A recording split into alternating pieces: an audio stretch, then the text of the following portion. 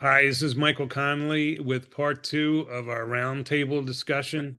This is Killer in the Code, solving the Black Dahlia and Zodiac cases. All right, we're going to get back to the questions. Do you think it's possible that other unsolved cold cases in Chicago, Kansas, Atlanta, Arizona, etc., could have been Margolis as well? And the list of those cities are places we have traced Marvin Margolis or Merrill or under his other names, places he didn't stay a long time, other than Chicago where he grew up. But this was a guy who seemed to always be moving until he came back to California. But anyway, I'm obscuring the question. I remember early on in a discussion I had with you, Mitzi Roberts, that the killing of the Black Dahlia was so brutal, so calculated. You said it would be surprised if this person, if this was like a single case, that the killer, this was his only murder. Anyway, so I don't know who wants to start with that, but it's a very general question. Well, just as an investigator, and when you're looking at somebody that is killed, what we believe is repeatedly in different locations within California, um, as far north as the Bay Area, Los Angeles, I feel Oceanside is very, very likely his. I feel that the Riverside case of Sherry Joe Bates is probably a very likely case based on the letter that was received. Um, so it would not surprise me that anywhere he's gone, he started killing at roughly 21 in 1947 with Elizabeth Short. So he began at a fairly young age, and then in the early 40s he was the Zodiac case. So anywhere in between or even after wouldn't surprise me if he was in locations that had murders, not necessarily the same MOs, but and really any MOs because he was evolving during this whole period of time. If they couldn't connect other cases to him wherever he lived. In the serial killer cases that I've identified, and if you believe that Marvin Margolis is the suspect here, which I do, and if you believe he's the Zodiac, which I do, these type of perpetrators don't stop. Usually, they can take a break for different reasons and things like that, but for somebody like him that's mobile and moving around, what would drive them to stop? If you believe that he is a suspect in these cases, then it would be smart to trace where he's lived, where he's been, and to look into unsolved murders there. I don't know enough about the famous unsolved with the key names, the lipstick murders and the torso murders. I don't know about enough about those to say look into those, but if you have a killer that goes from place to place to place to place, and you're convinced that he's killed in one place, it's just smart detective work to look into, can he have killed, would he have killed in another place, and to compare him against some of your cold cases. And that Mitzi and I did that on another case that was at the end of my career with the guy that is the most prolific serial killer in U.S. history, Sam Little. We traveled the country pretty much for the last year of my career, connecting him to other murders. And I mean, all over, multiple states, 5, 6, 7, 8 states we were in. And it's just part of the process of what you do. And obviously, Merrill Margolis liked killing. Uh, the first one that we know of anyway, Elizabeth Short, was a very personal murder. And so I can understand how that can happen without necessarily loving murder. It was a payback. He was jilted, humiliated, and he wanted to do the same to her. But once you get into the other killings where there's no direct personal motive, random people in lovers' lanes, a cab driver in San Francisco, uh, a cab driver in Oceanside, that shows that he enjoyed killing. And so he's not going to stop enjoying killing when he's living in Kansas or Chicago or Georgia. It's going to go on. if he felt like the opportunity. The only thing I would say is that at some point, age does factor in, and I can't say what age, but age does factor in and does cause people to eventually stop. Next question is, you say some members of the family have cooperated with you and turned over the sketch as well as 2 boxes of property and documents. Is there any evidence connecting to the murders found in those belongings, such as weapons or trophies? Well, of course, the sketch, I mean, which Michael and I took that sketch that was sent to us and had it analyzed by an expert that was not familiar with this case or what we've been doing, and verified that the hidden word Zodiac in the shading, or at least some of the letters that he did see show up. And so, yes, in that sense, that was there. I'm not sure about I think some of the handwriting exhibits. A lot of stuff is just corroborating evidence. It's not like DNA on knives or anything like that. It's eyeglass prescriptions and knowing that the Zodiac wore eyeglasses, and handwriting exemplars that have been compared to the letters and have matched, things like that.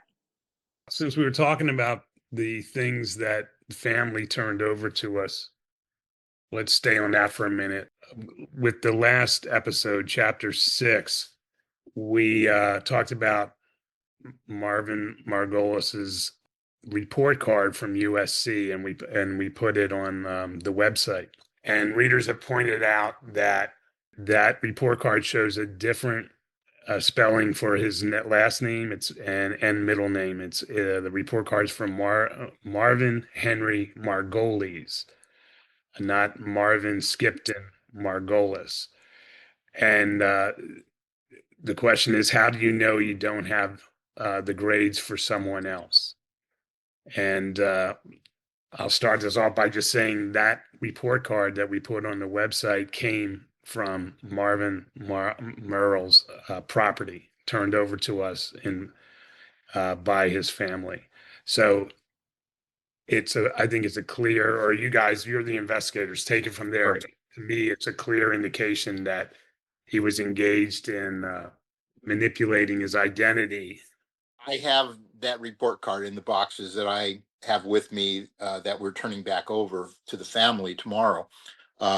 And yeah, what are the chances that there's some differences from a person that's gone through his life changing names and it's a close name? What's the chances it's going to be, did he pick up the wrong report card, and just happen to be very close to his? I doubt it. It's just another indication that he's using, for whatever reason, one more alias, and it's really a pretty close name, obviously. Yeah, and I just add, like, when you get like that's given from the family, like that there's no better source to give us something like that than it came from the person whose report card it is. I mean, I would trust that even more than the academic institution, only because they have no way to verify the report card they're giving us is the same individual who we're investigating. But even more than that, even when you're going back through the grand jury investigation, they got his name wrong during testimony and spelt it wrong. And is that because that's the information they had that he gave them as the way he spelled it, or they just spelled it wrong? So that's just a common theme throughout this investigation, that there are different names being used, different spellings, different middle names, and it's part of his signature, part of the way he plays the game.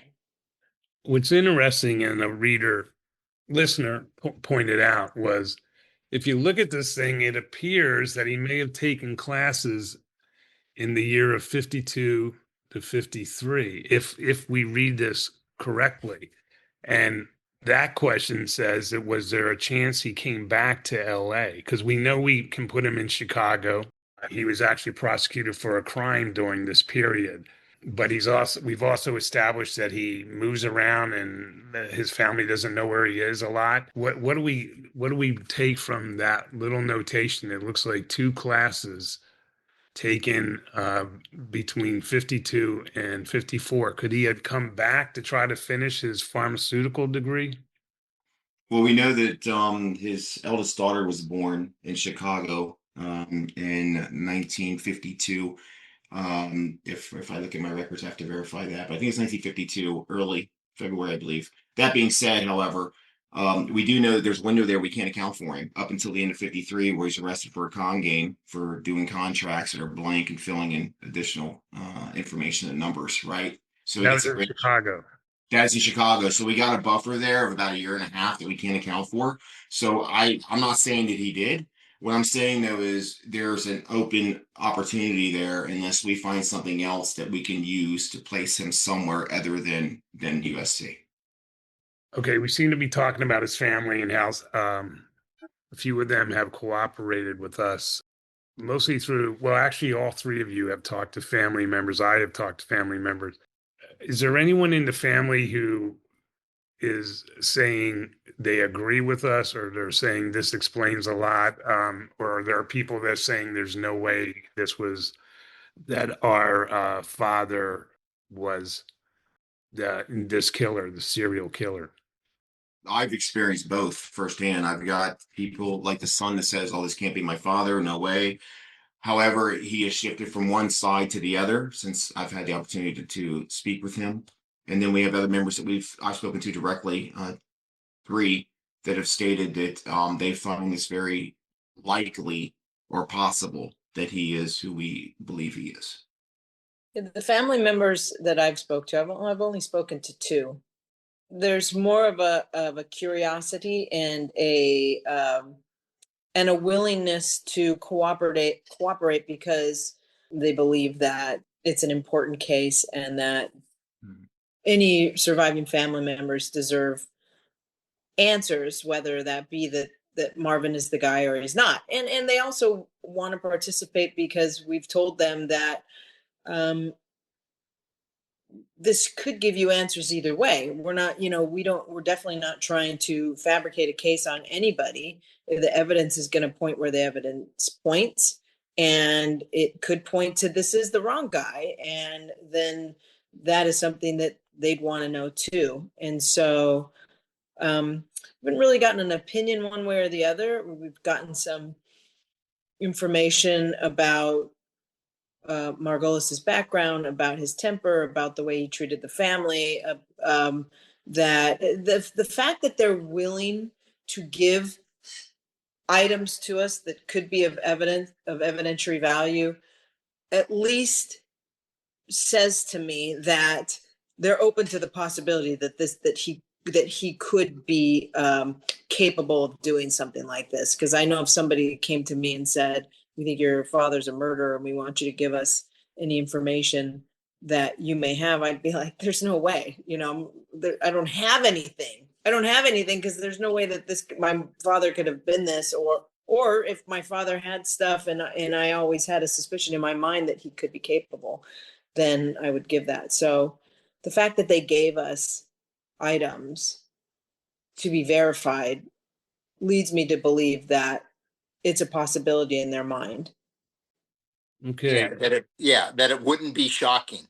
Yeah. If the evidence revealed that this is true, it would not be shocking based on his behavior.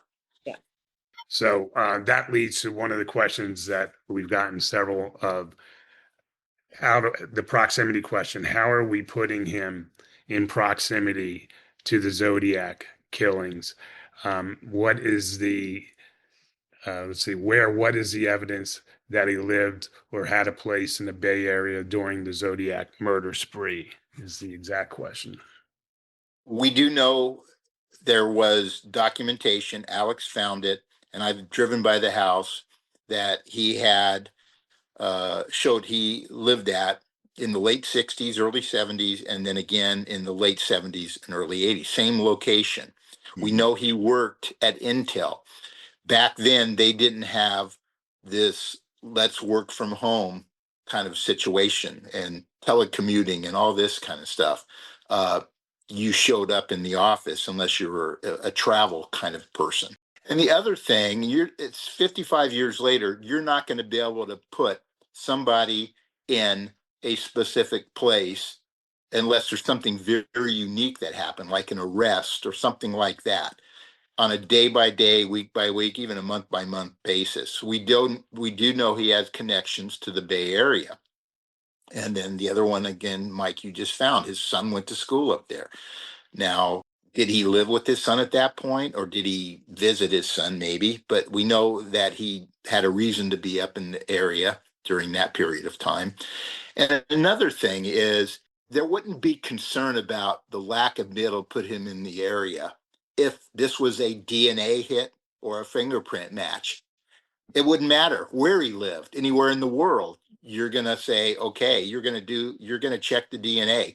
And sometimes, believe it or not, but from a detective standpoint and from a prosecutor standpoint and from a legal standpoint, circumstantial evidence, depending on how substantial it is, can be just as identifying as DNA or a fingerprint. And people might look at that and shake their head and they don't understand it. But this world has gotten so dependent on court using DNA and science. Sometimes you revert back to circumstantial evidence. It's very legal. There's convictions based on nothing but circumstantial evidence all the time. And so the fact that we couldn't put him in the Bay Area on a regular basis isn't that concerning to me. The other evidence that we have is overwhelming. And I keep saying overwhelming. It's overwhelming. And I was at an event the other day. Unfortunately, it was a celebration of life, and there were many DAs there that had been listening to this podcast that are blown away by how convincing the evidence is. And I know Mitzi and I and my work partner Dave Trismont, we wouldn't have entertained moving into this unless we totally believed it. We're not going to get involved in something that was a harebrained scheme. And we've cooperated, we give media interviews. And I should say there was one particular writer who said that I went to Michael Connelly with a far-fetched theory. This guy must not know anything about crime if he considers this a far-fetched theory, because prosecutors and people in investigative positions, Mitzi, me, and Dave Tresmonton, say it's overwhelming evidence. So the far-fetched stuff, I don't know if he just had a bone to pick with this or wanted to be personally abrasive and throw a lot of landmines toward us or what, but the fact that he said it's a far-fetched scheme is ridiculous. That's what's so irritating about that, is that people expect us as investigators to throw away the entire theory or the entire case against Margolis because we can't prove he was in San Jose one day. He can't be the Zodiac because we can't prove he lived in San Jose. So everything else that we have proven, the cryptology and all the other things that we have, we're just supposed to put that aside because one or two things we don't have definitive answers, or we can't prove that he was positive, that his alibi, that he didn't have an alibi. So we're just supposed to throw away all the other evidence. And that is just not what detectives do. So it's quite irritating on some levels when that happens. And even completed cases, and Mitz will tell me the same thing or tell you the same thing. You're never going to get an answer to every question you want. Even when there's admissions or confessions or convictions, there are always unknown things, because in a confession, oftentimes suspects will admit things because they know it's overwhelming evidence, but they always will mitigate some aspects or leave out parts or not remember certain parts, because to admit certain things make it tough because it's very, very bad behavior. They mitigate it to be seen in the best light possible that they think they can get away with. And so there are going to be things that we're not going to have answers to, but overall, it's a very, very strong case. Let me add one more piece, guys. So if we fast forward from 69, 70 to 78, when, the son who said he never resided in San Jose, and I knew Michael's independent researcher discovered that the son was in high school in San Jose actually at that time. So at the time that they moved there, and this is documented for anybody to see online if you know how to research, at the exact moment that Marvin Margolis can be placed in San Jose in 1978, the Zodiac reappears. And he mails an April letter, April 24th, 1978. So somebody mentioned harebrained, and so this next question was first directed to me, but handed off to Mitzi after I Great. make a mea culpa. But it says, Connelly, you once endorsed the theory that George Hodel was the Black Dahlia Avenger. What made you change your mind, and why should we believe you now? What that listener is referencing is that I blurbed, which is I endorsed a book called Black Dahlia Avenger that fingered George Hodel as the killer of Elizabeth Short, and he is on the top suspects list. By the way, the book was written by Hodel's son, Steve Hodel, who was formerly an LAPD homicide investigator, which was one of the reasons I felt compelled to read it and then endorse it. And I read that book knowing very little about the case, and I found it convincing. And, what's the harm in saying, I agree. I think I even said case closed or something like that. I can't remember exactly what I said in endorsing that book, but I did live to regret this. And I made my mea culpa in the very first episode, I think, of this podcast. And because the newly formed cold case unit investigated the claims in that book, and their report was that that is a flawed investigation, and that it's a good theory, but there's no evidence that Hodel was the killer. And I think Rick and Mitzi, you may have had part in that investigation or are aware of it or have reports. So if one of you wants to bail me out here, please do.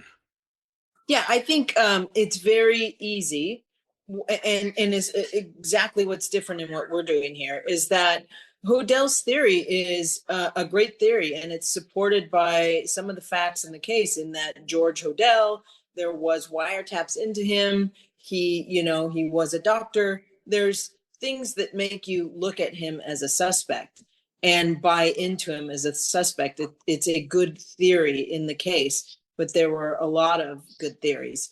And so I can see how somebody on the outsides can read that book and buy into it.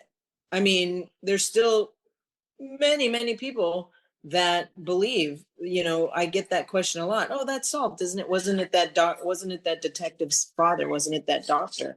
But as Michael mentioned, because the theory did look so good, that's what investigators do. We then go in and fact check it for evidentiary value. And a lot of the stuff that Steve Hodel wrote in that first book just was not accurate. It was not true. It was actually disproven. So that is hindsight. That is information that Michael didn't have, and that the listeners and the readers didn't have at the time, that we were able to disprove. And I think that flip side is why when it came to this investigation, I was so skeptical, because I think I even mentioned to Michael, I don't want to be the person that gets stuck in something like that has to turn around 5 years from now and say, yeah, I got that wrong. And so is why we are doing that. We are being upfront with the listeners and with the people when we're interviewed on these stories, is if we have a case where the evidence doesn't fit or where we're unsure of the evidence, we have double checked it, we have triple checked it by independent experts and came up with the same information that Alex has, which makes it more viable as evidence in the case. Yeah, and my perspective on the Hodel, that was ordered by an assistant chief of police, that the cold case unit look through Hodel's claims in his book and make a determination if it legitimate, is it not legitimate, or in between somewhere. My part of that was to look at an array of other women in the LA area during the late 40s and the early 50s that Steve Hodel claimed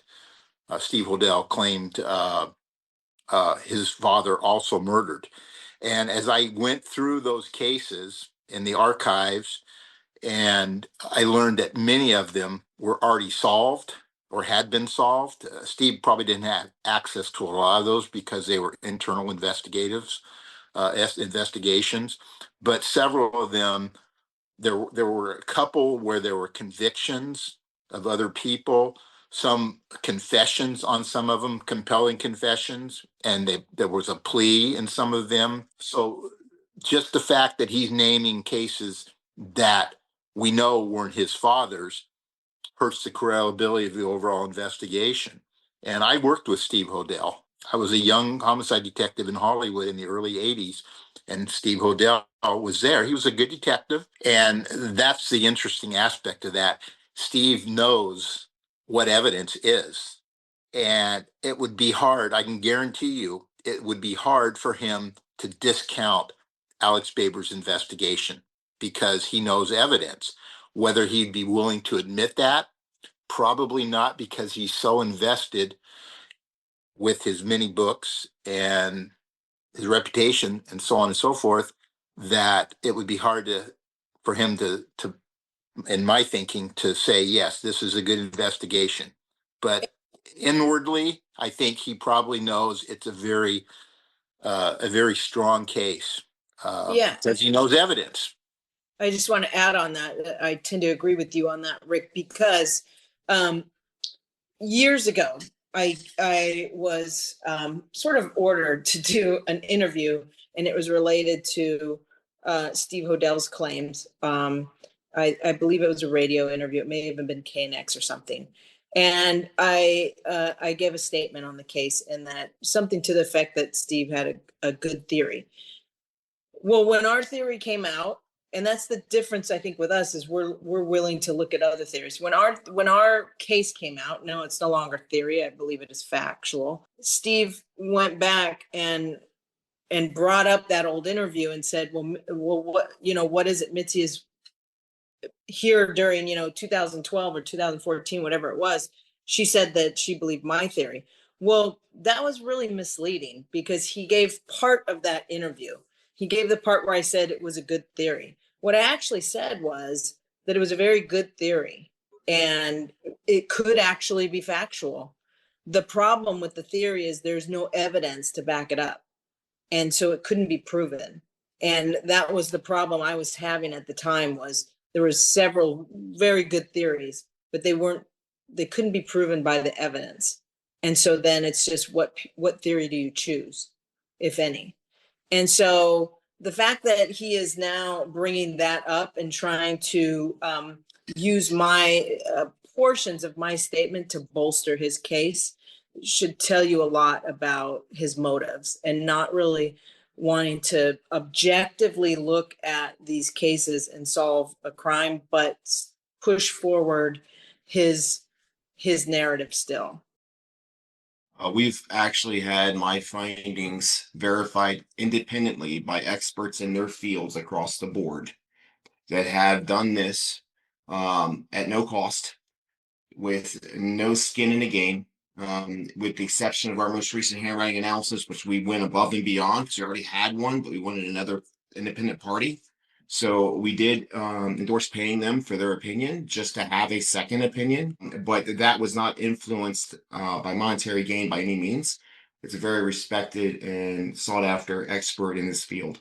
But every other piece that I have presented to you detectives, as well as Michael, and as far as law enforcement goes, I have not had one single representative of any jurisdiction tell me that my suspect is not viable, or that the evidence I have presented is bogus, or they can eliminate it. Not one, not a single detective.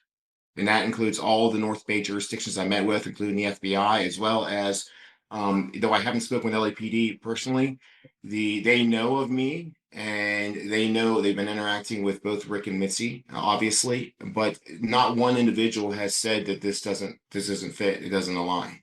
That kind of brings us to the last question, and it's very related. And it was, did you realize that you would be stepping into a hornet's nest of criticism when you came out with a suspect in both cases that was not one of the more established suspects that amateur experts on the cases favor.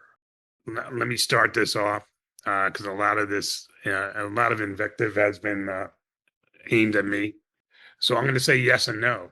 We were well aware that there were many so-called experts out there, most of them self-anointed, and that they would have invested their time and belief in other suspects and theories.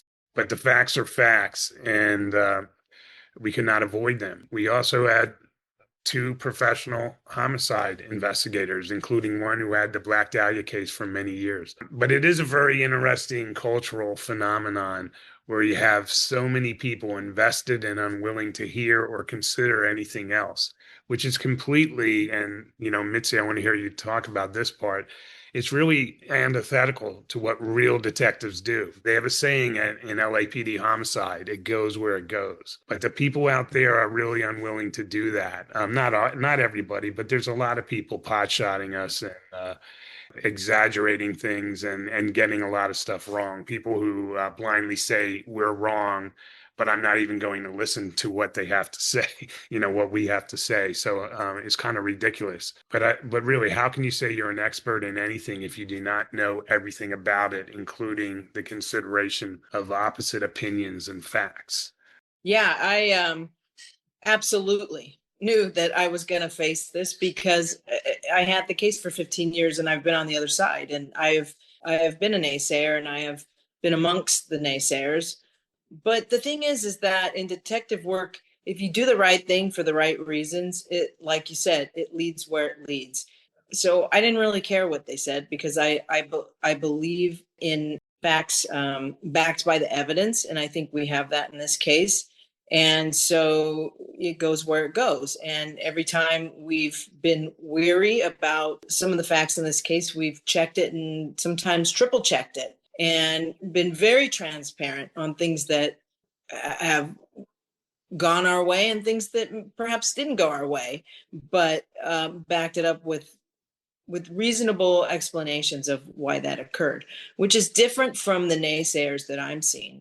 And that I'm with you, Michael, in that it's extremely irritating and disconcerting that these so-called internet type investigators have come up with their own theories and lack the ability to step aside for a minute from their theory and even look into evidence or facts that may hold something that may be true. And that's something we've always done. Is I've always looked at other theories, looked into other theories, given my input. I know Larry Harnish has had a theory that I thought, when I looked into it, there were a lot of facets of his theory that I thought that were very compelling, but again, could not be backed by any concrete evidence.